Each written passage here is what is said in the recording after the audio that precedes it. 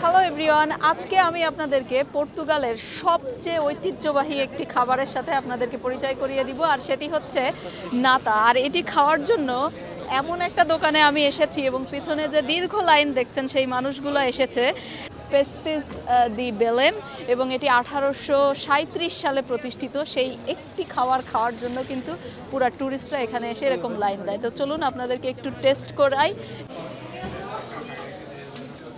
Can I have 6? Packet এখনো গরম। এই দোকানটার পাশেই হচ্ছে আপনার হচ্ছে প্রেসিডেন্টের বাড়ি পর্তুগালের। সে নিজেও কিন্তু এই দোকান থেকে এটা কিনে খায়। তো লেটস টেস্ট ইট।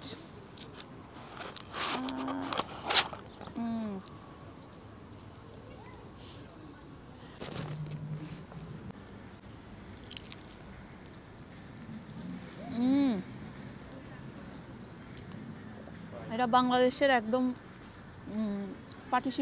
পাটিসাপটা পিঠা যেরকম না, পাটিসাপটা পিঠার ভিতরে যেরকমটা থাকে অনেকটা আমার কাছে এরকমই লাগলো, বাট বাইরের পাশটা অনেক ক্রিস্পি, মানে সমুচার মতো ক্রিস্পি।